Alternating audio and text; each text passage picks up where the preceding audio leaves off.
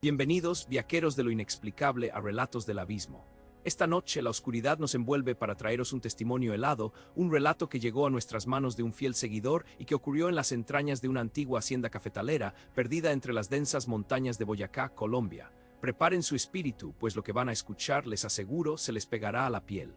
Antes de sumergirnos, no olviden dejar su pulgar arriba para apoyar nuestro trabajo, suscribirse al canal si aún no lo han hecho y contarnos desde qué rincón del mundo nos escuchan, para saber dónde el eco de estos relatos resuena más fuerte. Y si tienen una historia que eriza la piel, algo que les haya quitado el sueño, no duden en enviárnosla, quizás sea la próxima voz en Relatos del Abismo.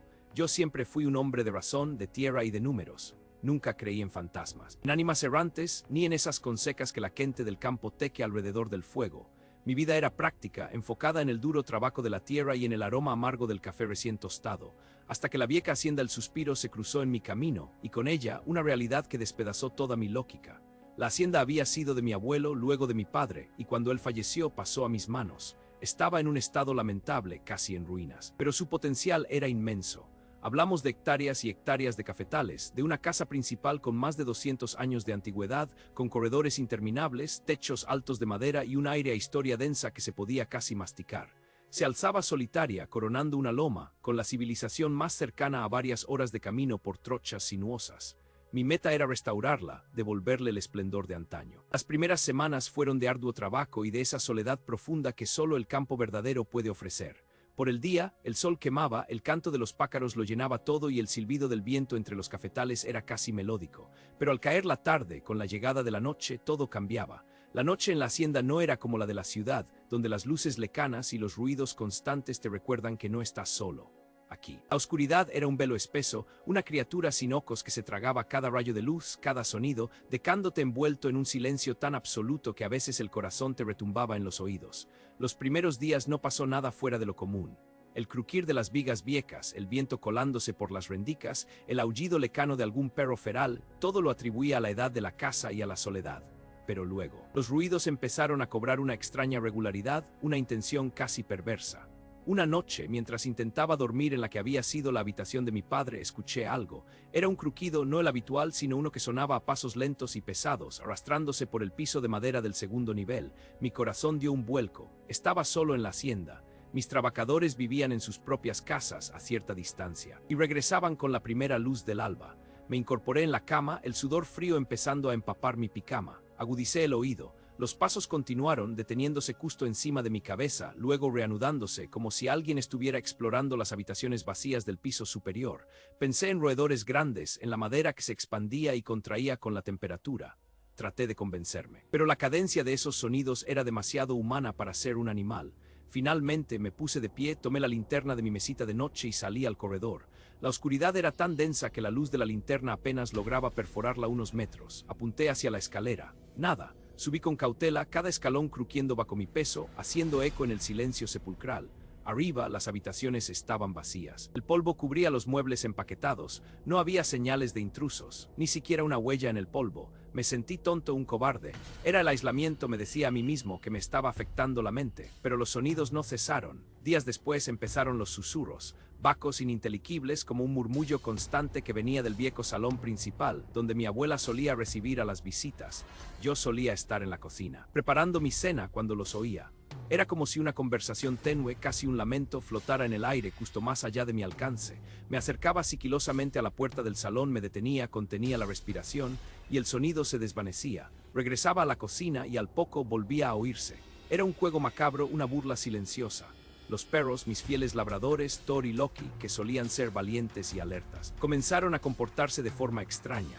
Por las noches aullaban sin motivo, con un lamento desgarrador que erizaba la piel. Se pegaban a mis talones, temblaban y se negaban a salir al patio una vez que el sol se ponía. Sus ojos, normalmente llenos de vida, ahora estaban inyectados de miedo, mirando fijamente a puntos invisibles en la oscuridad de los pasillos.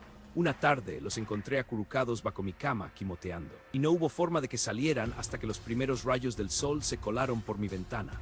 Su terror era palpable y el mío comenzaba a crecer, a enraizarse en mi pecho. Una noche particularmente ventosa, la tormenta se desató con furia. Los truenos retumbaban como cañones sobre las montañas y la lluvia golpeaba la hacienda con una violencia implacable. Me había retirado a mi habitación intentando leer, pero mi mente estaba en otra parte. Los crujidos de la casa eran ahora más fuertes, mezclados con el ulular del viento. De repente escuché un estruendo metálico que venía del patio interior, cerca de la bomba de agua. Pensé que el viento había derribado algo. Con la linterna en mano y un machete que siempre tenía a la cabecera de mi cama, uno nunca sabe, salí al corredor. La mirada pesada en la nuca era casi constante. Había noches en las que sentía que no estaba solo, que una presencia fría me observaba desde las sombras más densas, desde el umbral de las puertas, desde los rincones oscuros de la cocina. Me giraba bruscamente, el corazón acelerado, esperando ver algo, pero siempre la nada, solo la negrura que me envolvía. Esa noche de tormenta, mientras caminaba por el corredor oscuro, sentí el aire volverse gélido a mi alrededor, a pesar del calor pegajoso de la tormenta tropical. El machete en mi mano parecía pesar 1 tonelada y mis palmas estaban empapadas de sudor. Al acercarme al pasillo que llevaba al patio interior, escuché de nuevo muy cerca un susurro. Esta vez era más claro, aunque ininteligible. Parecía venir del final del pasillo, donde una puerta de madera vieja se abría al patio. Era una voz seca, rasposa, como ocas secas arrastradas por el viento. Me detuve en seco, el machete levantado. Mi corazón golpeaba contra mis costillas con una fuerza brutal. Mi respiración era errática. ¿Quién anda ahí?, grité, mi voz sonando quebrada y débil en la inmensidad de la hacienda. El susurro se detuvo. El silencio que siguió fue más aterrador que cualquier sonido. Solo el golpeteo de la lluvia y el viento azotando las paredes. Avancé un paso, luego otro, con la linterna temblorosa en mi mano. La luz danzaba sobre las paredes, proyectando sombras fantasmales. Llegué a la puerta del patio. Estaba entreabierta, moviéndose lentamente con la brisa. Miré hacia afuera. El patio estaba oscuro, empapado, las plantas azotadas por el viento. No había nada. Mi mente trató de convencerme. El viento, el cansancio, la sugestión. Justo cuando estaba a punto de darme la vuelta, un escalofrío me recorrió de pies a cabeza, uno que no tenía nada que ver con el frío. Sentí de nuevo esa mirada pesada, pero esta vez no era en mi nuca. Estaba justo frente a mí, al otro lado del patio. Mis ojos se dirigieron instintivamente hacia el rincón más oscuro, donde la luz de mi linterna apenas llegaba, y entonces en el umbral de la antigua bodega de herramientas, apenas perceptible entre las sombras y la lluvia, la vi. No era una persona ni un animal, era una silueta. Alta, delgada, con una forma irregular, como si estuviera hecha de sombras más densas que la propia oscuridad. No tenía rostro discernible, solo la vaga impresión de un hueco oscuro donde deberían estar los ojos, un vacío que parecía absorber toda la luz. Pero la vi. Era una figura estática, inmóvil, observándome directamente. Mi linterna cayó de mis manos, rodando por el suelo y apagándose. La oscuridad total me engulló. El machete se me resbaló de los dedos, golpeando el piso con un sonido sordo. No pude gritar, no pude moverme. Mi cuerpo entero se paralizó por un terror tan puro y ancestral que sentí que el alma se me desgarraba del pecho. Mis ojos, ahora inútiles, seguían fijos en aquel rincón, sintiendo la presencia, aunque ya no pudiera verla. Me quedé allí de pie en la oscuridad, con el corazón martilleando, el aliento atrapado en mi garganta, esperando que algo me atacara, me tocara, me arrastrara a las profundidades de la hacienda. No sé cuánto tiempo pasó, quizás minutos, quizás una eternidad. Finalmente mis piernas cedieron y caí de rodillas. El terror me había vaciado, me había dejado sin fuerzas, sin voz. Cuando los primeros tintes grises del amanecer comenzaron a filtrarse por las ventanas, cuando el canto de los gallos rompió el silencio de la noche, solo entonces pude arrastrarme de vuelta a mi habitación, temblando incontrolablemente. Desde esa noche el sueño se convirtió en un lujo y la soledad mi peor enemigo. Vendí la hacienda por una miseria, no sin antes advertir al nuevo dueño, quien solo se rió de mis supersticiones. No volví a pisar ese lugar. Las imágenes, la sensación de esa mirada, el terror que me invadió, quedaron grabados a fuego en mi memoria. Y ahora, cada vez que la oscuridad de la noche me envuelve, no puedo evitar sentir que algo acecha en los rincones más profundos, esperando su momento para revelarse de nuevo. A todos los que llegaron hasta el final de este escalofriante relato, les agradezco por su valentía.